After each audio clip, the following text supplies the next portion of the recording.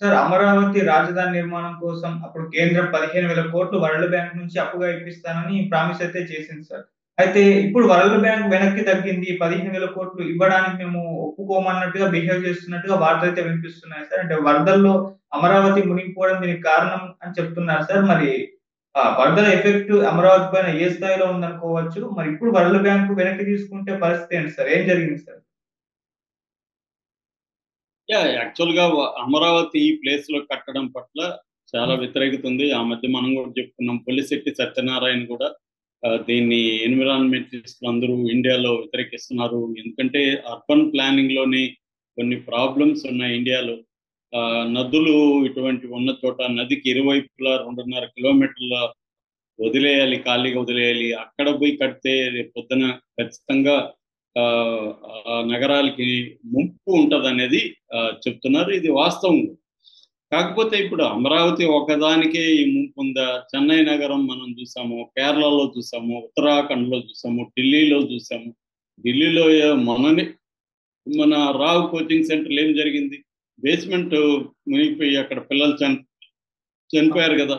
So ఇది ప్రతి నగరం ఏదో ఒక ప్రాబ్లంతో ఉంది. ఆ మధ్య కూడా బెంగళూరు ఎంత అతలకుతలమైందో చూసాం, వాటర్ స్కార్సిటీ.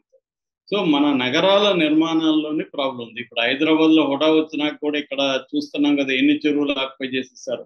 అంటే నగర నిర్మాణము, ఆ నగర నిర్మాణంలో నదులు, కుంటలు, కాలువలు, వీటిని పరిరక్షించాల్సిన అవసరము, వీటి గురించి ఎప్పటి నుంచో చెప్తున్నారు. అమరావతితో కూడా ఏంటంటే, అమరావతికి కృష్ణానది, ఒకవైపు ఇటు బుడమేరు, ఇటువంటి ప్రాబ్లమ్స్ అమరావతికి కూడా ఉన్నాయి.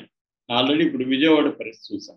అందుకని ఇప్పుడు వరల్డ్ బ్యాంకు ఫండ్స్ని నేను ఇవ్వనని చెప్పింది అనేది అఫిషియల్గా అయితే ఇప్పటి వరకు మనకేమి న్యూస్ లేదు. కానీ వీళ్ళు వైసీపీ వాళ్ళు దీన్ని పుకారు పుట్టిస్తున్నట్టుగా అర్థమవుతుంది. ఎందుకంటే అమరావతి ఎఫెక్ట్ అయింది కాబట్టి ఈ రాజధానికి ఇంకా ఉండదు అనే ఒక దుష్ప్రచారాన్ని వైసీపీ ముందు నుంచి చేస్తుంది. అమరావతి మునిగిపోయిందని ప్రచారం చేస్తుంది.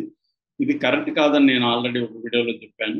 ఇది అన్ని నగరాలకు వచ్చినట్టు వస్తుంది. ఎందుకంటే ఒకటి, చాలా ఎక్స్ట్రీమ్గా వర్షపాతం పడింది అనేది ఒక కారణం అయితే, రెండవ కారణం నిన్న నేను సపరేట్గా వీడియో చేశాను. కొల్లేరు ముఖద్వారాన్ని ఆక్యుపై చేసేసి 15,000 కిలోమీటర్ల పరిధిలో రొయ్యల చెరువులు, చేపల చెరువులు ఇప్పటికీ ఉన్నాయి. 20,000 కిలోమీటర్ల పరిధిలో రొయ్యల చెరువులను ఆపరేషన్ కొల్లేరు పేరుతో వైఎస్ఆర్ పీరియడ్లో వాటిని అన్నింటిని ధ్వంసం చేశారు. కానీ మిగతా అలాగే ఉండిపోయింది. అందువల్ల కొల్లేరులోకి వాటర్ పోవడానికి అడ్డుగా ఉంది.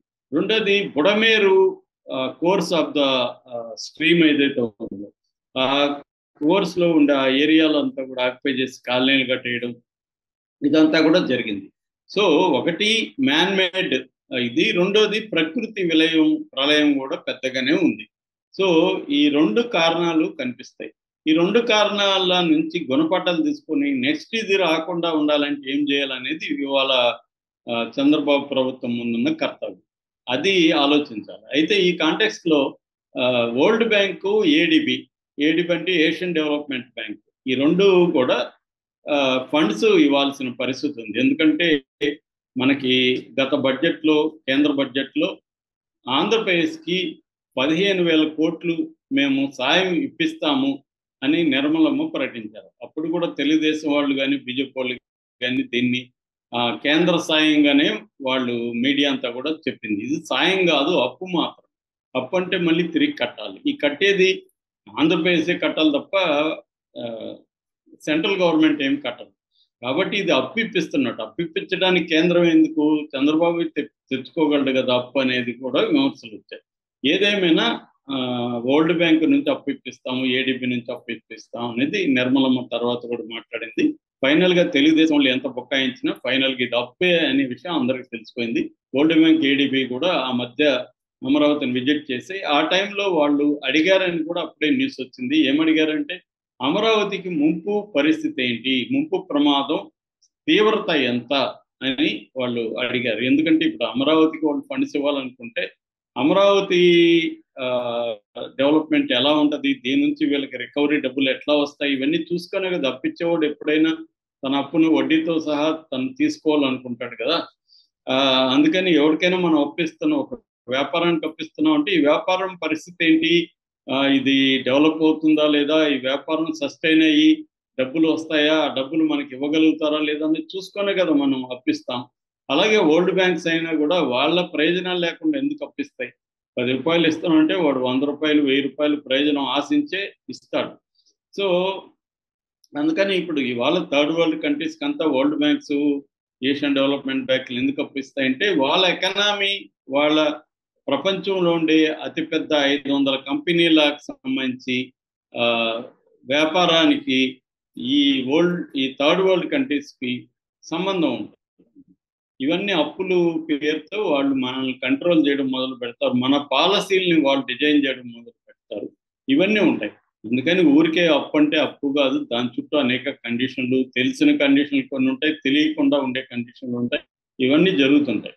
సో ఇది చంద్రబాబు వరల్డ్ బ్యాంక్కి కూడా కొత్త కాదు. ఆయన ఒకప్పుడు CEO అని చెప్పేవాడు. వరల్డ్ బ్యాంక్ని పెద్ద ఎత్తున తీసుకొచ్చింది చంద్రబాబు.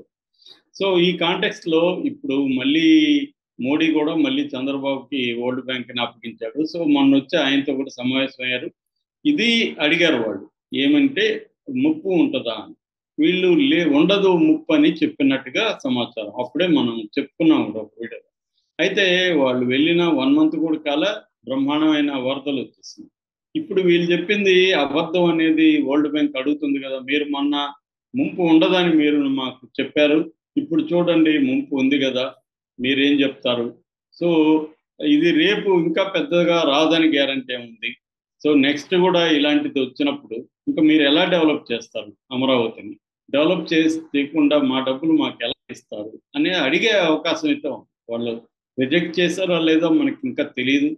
కానీ పుకార్లు అయితే వస్తున్నాయి, వరల్డ్ బ్యాంక్ మేము డబ్బులు ఇవ్వడానికి కష్టం. ఏదేమైనా అంత ఈజీ అయితే కాదు వరల్డ్ బ్యాంక్ నుంచి డబ్బులు తీసుకురావడం. ఇప్పుడున్న కండిషన్లో చంద్రబాబుకి కష్టమే అవుతుంది. మోడీ ఏంటంటే మేము గ్యారంటీ ఇచ్చి వరల్డ్ బ్యాంక్ దగ్గర అప్పిస్తామని వాళ్ళు చెప్పారు, కానీ మోడీ కూడా ఇప్పుడు గట్టిగా చెప్పలేరు కదా. మోడీని కూడా రేపు పొద్దున అంటే సెంట్రల్ గవర్నమెంట్ని కూడా ఇదే ప్రశ్న వాళ్ళు అడుగుతారు కదా, అమరావతికి ఫ్లడ్స్ రావని మీరు గ్యారంటీ ఇస్తారా, మళ్ళీ మీరు నివారణ చర్యలు ఏమిటి, ఇప్పుడు ఎందుకు ఫ్లడ్స్ వచ్చాయి, నెక్స్ట్ రాకుండా ఉండాలంటే ఏం చెప్పాలి? ఇప్పుడు ఇక్కడ రాజకీయంగా మాట్లాడినట్టు వరల్డ్ బ్యాంక్తో మాట్లాడలేదు. రాజకీయంగా అయితే ఇక్కడ జగన్ కారణమనే, ఆ బోట్లు ఏదో గుడ్డుకున్నాయి, ఆ బోట్లను పంపించింది జగనే అని ఇలా రకరకాలుగా ఏవో చెప్పేస్తున్నారు. ఇది వరల్డ్ బ్యాంక్ చెప్పడానికి కుదరదు. వాళ్ళకి సైంటిఫిక్గా ప్రతిదీ కూడా విత్ ప్రూఫ్ చూపించాలి వాళ్ళు. ఎందుకంటే దాంట్లో కూడా ఎక్స్పర్ట్స్ ఉంటారు. సో వాళ్ళు విజిట్ చేస్తారు, ఎక్స్పర్ట్ల సేవల్ని వాళ్ళు తీసుకుంటారు. సో వాళ్ళు ముప్పుని శాస్త్రీయంగా అంచనా వేస్తారు. సో ఇప్పుడు ఈ స్థాయిలో ముప్పు ఎందుకు వచ్చింది అనేది కూడా వాళ్ళు కారణాలను కూడా నీట్గా స్టడీ చేస్తారు. నెక్స్ట్ రాకుండా ఉండాలి ఏం చేయాలంటే కూడా వాళ్ళు సజెస్ట్ చేస్తారు. దానికి సంబంధించి వీళ్ళు అవాయిడ్ అవ్వాలి, వాళ్ళ కండిషన్లు పెడతారు, ఆ కండిషన్లకి వీళ్ళు ఒప్పుకుంటేనే ఫండ్ వస్తుంది. ఏదేమైనా టఫ్గా అయితే టఫ్. ఎందుకంటే ఇప్పటికిప్పుడు చంద్రబాబు ముందున్న కర్తవ్యం ఏంటంటే పెద్ద ఎత్తున నష్టం జరిగింది, వేల కోట్ల ప్రాపర్టీస్ లాస్ అయినాయి, దాదాపు 3 లక్షల మంది రైతులు నష్టపోయారు. దీంట్లో దాదాపు 6 లక్షల మంది ఓవరాల్గా ప్రజలు సఫర్ అయ్యారు. తర్వాత కొన్ని వేల కిలోమీటర్ల రోడ్స్ నాశనం అయిపోయినాయి. పశువులు కోళ్ళే 60,000 కోళ్ళు దెబ్బతిన్నాయని చెప్తున్నారు. సో ప్రాపర్టీ లాసు, ఇవన్నిటిని రికవర్ చేయాలంటే కనీసం ఒక 10,000 కోట్లు కావాలి. సో దీన్ని ఇప్పుడు 10,000 కోట్లు ఇమ్మీడియట్గా దీని మీద పెట్టాలి. ఇది వదిలేసి ఇప్పుడు నేను అమరావతిని డెవలప్ చేస్తానని చంద్రబాబు దానికి వెళ్ళాడంటే కూడా చంద్రబాబు మీద ఈ ఏరియాలో విపరీతమైన విమర్శలు వస్తాయి, ముప్పుకు గురైన ఏరియాలో. సో అందువల్ల చంద్రబాబుకి ఇది డిఫికల్ట్ పీరియడే. ఆయన అనుభవానికి, ఆయన జ్ఞానానికి కావచ్చు, దానికంతా కూడా ఇది టెస్ట్ అని చెప్పుకోవచ్చు. రెండో వైపు మోడీ కూడా చంద్రబాబు ప్రత్యేకంగా అనుకూలంగా ఏమీ లేడు. మామూలుగా తెలంగాణకి ఏం హామీలు ఇచ్చారో, తెలంగాణకి ఏం సహాయం చేశారో అదే ఆంధ్రప్రదేశ్కి చేశారు తప్ప అవుట్ ఆఫ్ ద వే వెళ్ళి ఏమి చేయలేదు. ఎందుకంటే చంద్రబాబు మద్దతుతోని లేదు, ఆంధ్రప్రదేశ్లో ఉన్న 21 మంది ఎంపీల మద్దతుతోనే అక్కడ గవర్నమెంట్ ఉంది సెంట్రల్లో. అయినా కూడా ఆంధ్రప్రదేశ్కి అవుట్ ఆఫ్ ద వే వెళ్ళి సహాయం అనేది చేయలేదు. అంటే నేషనల్ కలామిటీగా, అంటే జాతీయ విపత్తుగా దీన్ని ఇప్పటి వరకు డిక్లేర్ చేయలేదు. ఫండ్స్ కూడా ఏం పెద్దగా ఇప్పటి వరకు రిలీజ్ చేయలేదు. ఈ బృందాలు కూడా తక్కువే వచ్చాయి, హెలికాప్టర్లు కానీ తర్వాత నేషనల్ డిజాస్టర్ రిలీఫ్ ఫోర్స్ కానీ వీళ్ళు పెద్దగా ఏమి రాలేదు. ఇప్పుడు కేంద్ర బృందాలు వస్తాయని చెప్తున్నారు. ఒకవేళ పెద్ద ఎత్తున సహాయం ఏమైనా వస్తుందో చూడాలి.